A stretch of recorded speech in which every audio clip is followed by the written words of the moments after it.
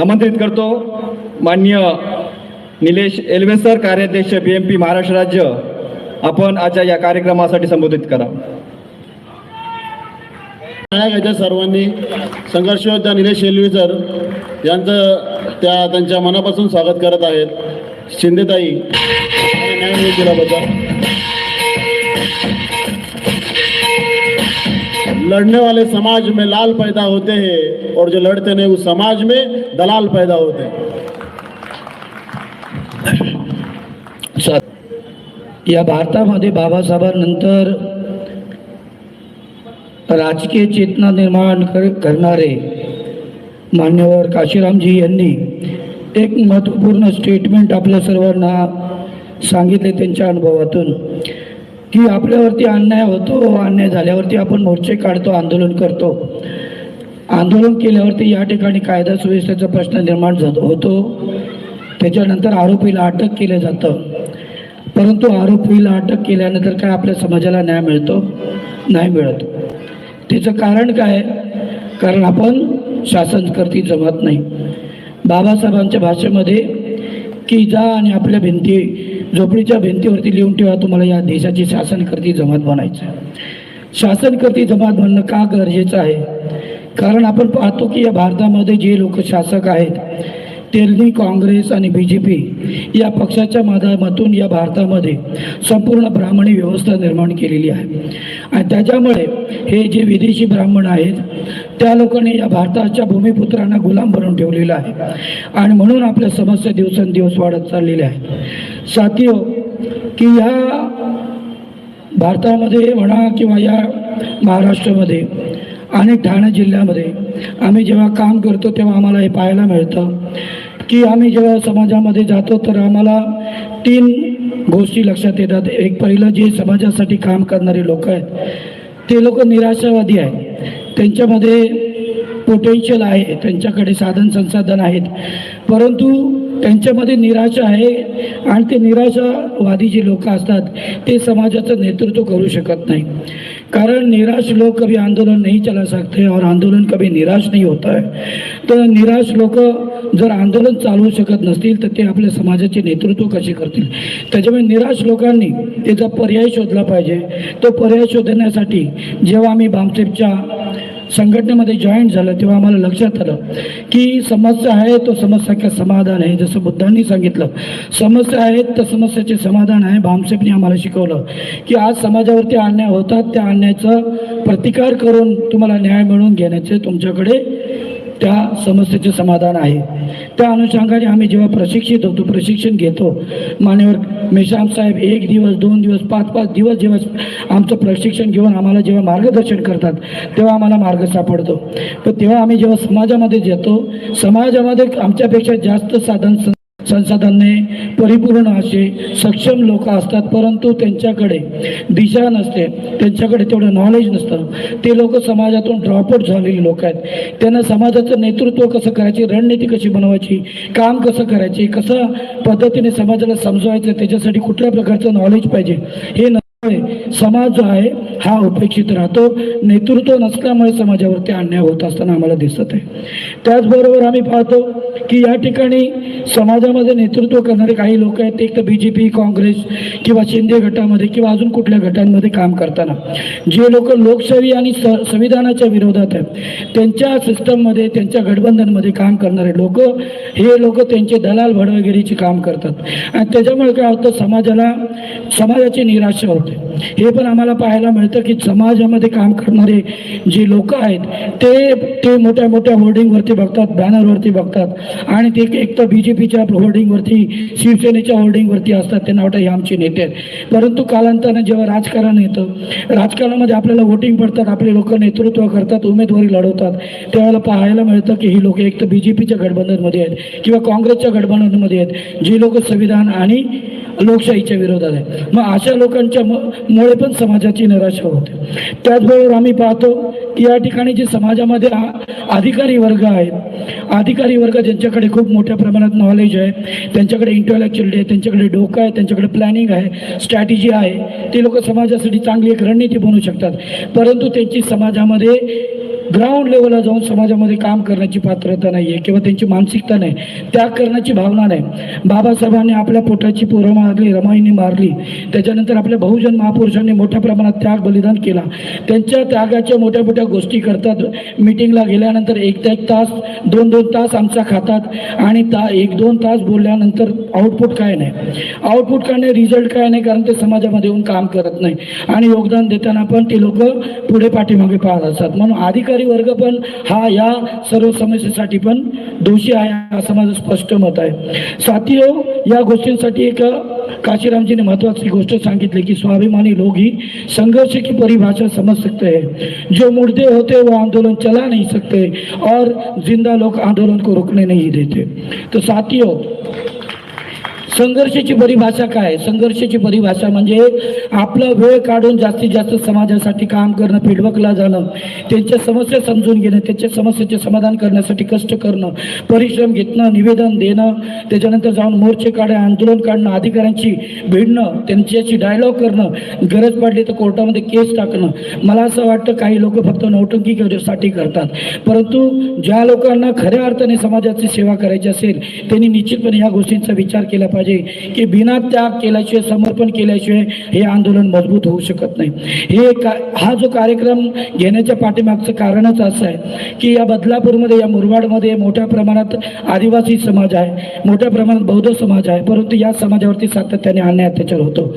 आम्ही सर जेव्हा जातो ग्राउंड लेवलला आम्हाला पाहायला मिळतं आमच्या आदिवासी भावांकडे, भगिनींकडे त्यांच्या घरामध्ये जेवायला नाहीये, त्यांची पोरं उपाशी राहतात.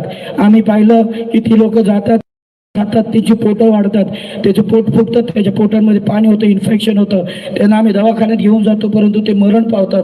अशी परिस्थिती आज या बदलापूरमध्ये आणि मुरबाडमध्ये निर्माण झाली. इथे कुठल्याही प्रकारचं आरोग्याची सेवा नाही आहे. बदलापूर मुरबाडच्या लोकांना इकडं मुंबईपर्यंत जावं लागते.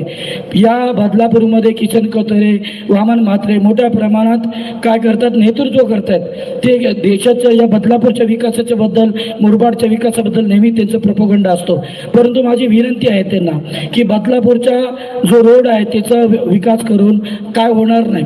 बदलापूरचा आचार, बदलापूरचा पूर्ण चेहरा मोहरा बदलण्यापेक्षा बदलापूर आणि मुरबाडमध्ये राहणारी जी लोक आहेत, नागरिक आहेत, त्यांचा विकास होणं जास्त गरजेचं आहे. कारण देशाचा विकास हा सगळ्यात महत्त्वाचा विकास आहे. देशातल्या या नागरिकांच्या मूलभूत गरजा आहेत, अन्न, वस्त्र, निवारा, शिक्षण, रोजगार, आरोग्य, याच्यासाठी तुम्ही कुठल्याही प्रकारचं काम केलेलं दिसत नाही. त्याच्यामुळे तुमचा प्रोपोगंडा हा खोटा आहे, हा विकास नसून हा एक प्रकारचा भ्रष्टाचार आहे. तुम्ही कामं घेऊन येतात 700 करोड, 800 करोडचे, 1000 करोडचे, 200 करोडचे, हे घेऊन येतं, त्याचा आम्हाला काय फायदा? आमच्या आदिवासी बांधवांना त्यांचं शिक्षण नाही, आमच्या बौद्ध बांधवांवरती अन्याय अत्याचार होत आहे. फक्त स्मारक आणि पुतळ्याच्या आधारावरती नेहमी राजकारण करून आमच्या लोकांमध्ये वाद निर्माण करतात, आमच्याच लोकांना आमच्याच विरोधात उभं करतात. हे राजकारण कुठेतरी थांबलं पाहिजे.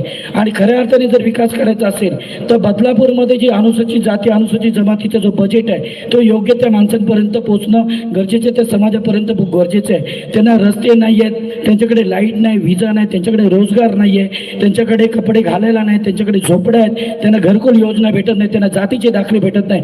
असंख्य समस्या, ज्या समस्या सांगायला गेलं तर वेळ पुरणार नाही. सांगायचं तात्पर्य एवढंच की जे नेतृत्व करणारे लोक मोठे मोठे डंका मारतात, भले ते कुठल्या पक्षात असू दे. आता किशन कोतरे ओबीसी आहेत, वामन म्हात्रे साहेब पण ओबीसी आहेत, मी त्यांचा सन्मान करतो, परंतु त्या खऱ्या अर्थाने त्यांनी नागरिकांना न्याय दिला असं मला वाटत नाही. कारण 20 वर्षापासून 25 वर्षापासून सेना आणि भाजपच्या माध्यमातून ते जर या ठिकाणी नेतृत्व करतात आणि आजही आमच्या समाजावरती, आमच्या लोकांवरती, आमच्या गोरगरिबांवरती अन्याय होतोय, तर मग ही लोक कुठल्या प्रकारचं नेतृत्व करतात? इथे सर 200 करोडचा TDR घोटाळा झाला, आता इकडे नवीन नगरपालिका बनवली त्याच्यामध्ये घोटाळा झाला.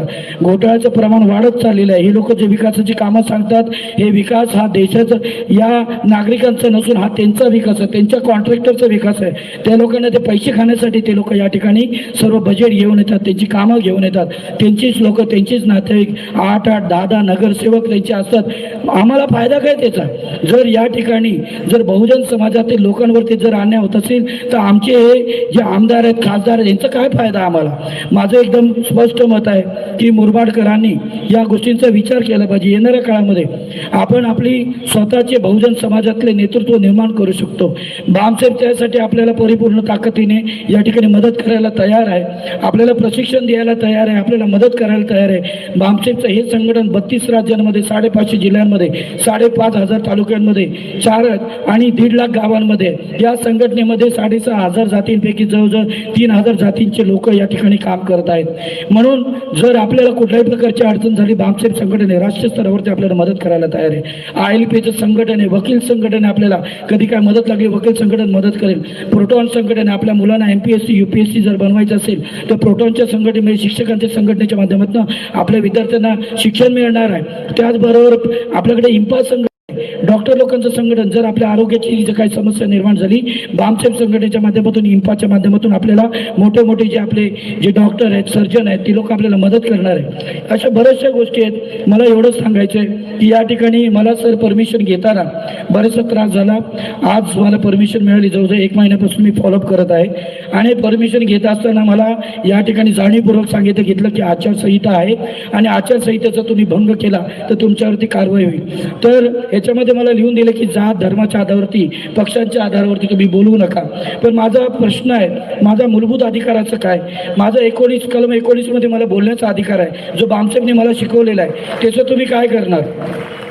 तुम्हाला माझ्या बोलण्यापासून तुम्ही मला थांबवू शकत नाही. आचारसंहिता म्हणजे राष्ट्रपती लागवट नाही आहे. आचारसंहिता म्हणजे तुम्ही नियमावली दिलेली आहे. नियम म्हणजे काय की तुम्हाला राजकारणी लोक जे काही काम करतात ते योग्य पद्धत नियम अटी शर्तींच्या आधारावरती करायला पाहिजे. बोलण्यासाठी तुम्ही नियंत्रण करू शकत नाही. आम्ही जे बोलतो संविधानिक पद्धतीने बोलत आहेत. भामसेपने आतापर्यंत जे काम केलेलं आहे हे संविधानिक पद्धतीने काम केलेलं आहे, कायद्याच्या चौकटीत राहून केलेलं आहे. म्हणून हे संघटन 40-45 वर्ष सातत्याने काम करत आहेत. आणि हा एवढा जो इकडे जनसमुदाय तयार झालेला आहे हा या भामसेपच्या कार्यकर्त्यांच्या मेहनतीचं फळ आहे सर.